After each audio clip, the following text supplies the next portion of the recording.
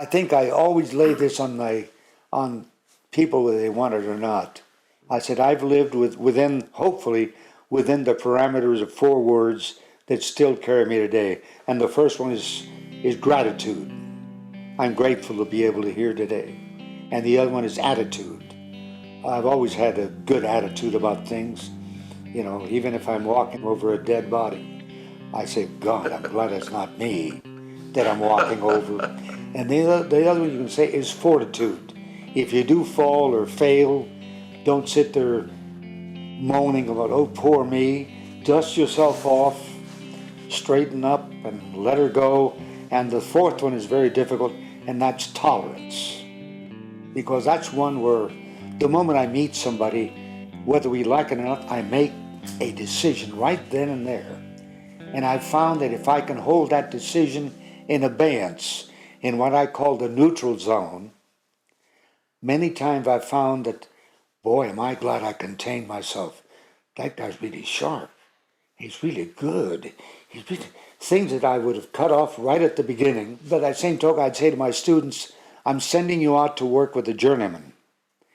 And I want you to always have this expression and never use it. Never say no.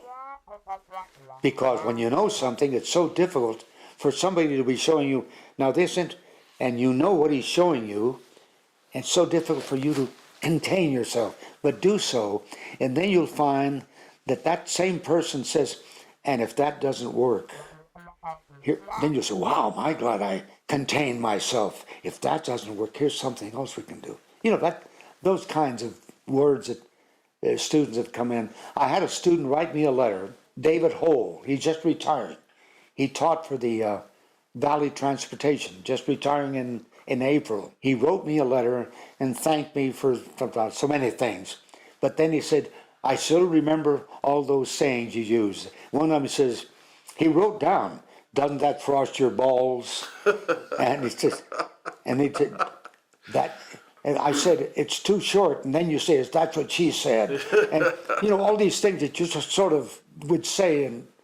And I said, oh my God, Dave, you remember all those things? Oh, yeah. And he wrote them down, yeah. It made me feel good. It made him want to remember them and still bring them back, you know. You had a lot of those sayings with a lot of people. Oh, God. You got your kiss? Yeah. Keep it simple. Yeah. Right. Measure twice and cut once. And it made me laugh. Anyhow, the other term that I came up with, and you know, somebody asked, what do you think about this?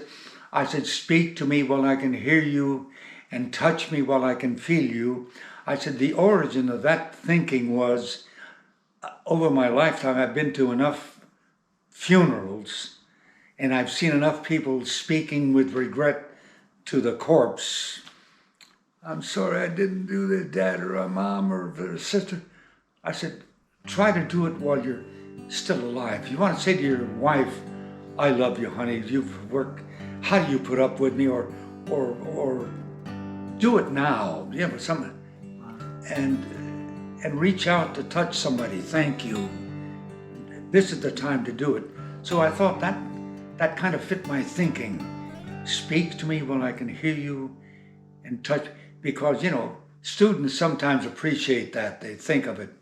Just the beauty of, we've got so much now that I tell Rosemary, she doesn't like for me to say, but I said, you know, the thing that happens with us is we're really laying in a field of four-leaf clover and we're treating it like it's poison ivy.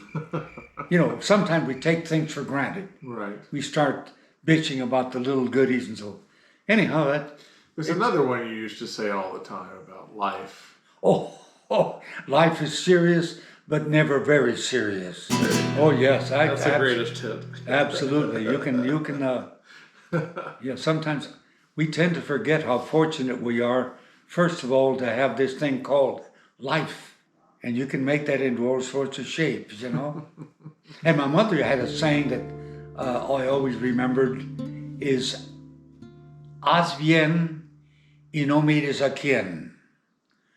Do good and look not at whom. My mother and father said that to me, or explained it to us kids, but they took the time to sit down, or to have us sit down and he says, siéntate, and then go through the words, haz bien, do good. And my dad put it in good terms. He said, you know that when you do a good turn, you don't have to stand there and wait for somebody to say, hey, thank you. The important thing is you know what you did. You don't have to say, hey, I'm the guy that gave you the quarter or gave you the nickel. Right. And you know, and in a sense to look not at whom. I'm so glad I went into teaching because so many of my ex-students have come back and said thank you, and not always for teaching me auto mechanics, but for other aspects of their lives. Because a lot of the students I got were there because, not because they chose it, it's because the counselor said, you're not doing too well in English and math. Why don't we put you in Stock Cortez's class in auto mechanics? Right. And a lot of students told me, Mr. Cortez, we didn't choose to come here. I said, I realize that. But I think that of all the rewards that I've had in my life, it's just a good feeling that you impacted somebody's life. You know, if your kids come up and ask you a question, you just got to tell them, what the hell's the difference? You have to, you know, so when you have a rational answer because of your own feelings about it, it helps. Well, I don't know if you remember, but early on, and when I was first dating Anita, and we had met, it's like you retired from Evergreen Valley College. Yeah. Was that 89. 89? So Yeah. it was like even before Anita and I were married. And so we went to the graduation ceremony that year, and you were speaking. You were the honored guest speaker, and remember we had a party, and I wrote out a whole. I don't know if you remember. I wrote a whole scroll. I still have that. And they were like sayings that you would say. Oh, and yeah. This is even after only knowing you for like a Yeah. year and a half of Yeah. you know, various sayings and phrases that you had with various people and in various situations. And I was even struck even at that early point in our relationship with your depth of thought and the way that you were able to relate to people of all kinds, of all Thank you. educational and all kinds of backgrounds, and you've always been such a role model and an inspiration as far as a person that I uphold in the highest of esteem. I as far certainly as, thank you for that. As a matter of fact, are you going to cut me off now? no. As a matter of fact, I gotta bring this in because what you're saying is when they asked me to speak to the graduating class, you know, here's a guy with a Class A lifetime teaching credential to speak, and usually when you speak to the class, it was either a superintendent or some well-known individual.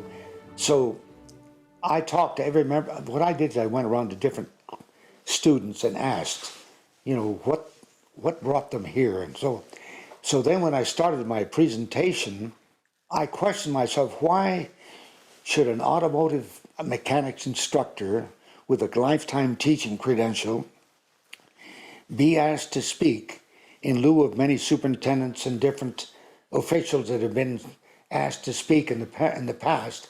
And I said the only conclusion I could come to that this was an attempt to upgrade the speaker's platform.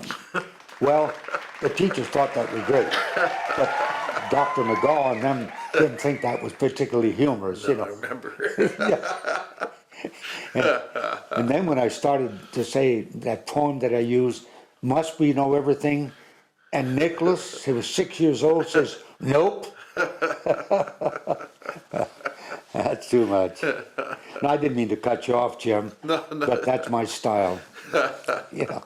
Well, as I was poorly attempting to say, the life that you've led and the people that you've touched, you and Connie, through you know all the different areas and people that you've been around with, you are like the paterfamilia, you know, person that I look up to the most in this world. And, Well, I appreciate that. And I don't think there's any way you could calculate how many people's lives you've touched in such a beneficial manner. So family, friends, acquaintances, I mean, and through your children who live on and have that same sense of humor and kindness and thoughtfulness of others that you and Connie had always Yeah. put forward in your life. So it's been a blessing in my life, and I appreciate you and Connie and all the things that you guys have brought to my life and my children's lives over these years. So with that, if there's anything else you'd like to add. Well, thank you, Jim. I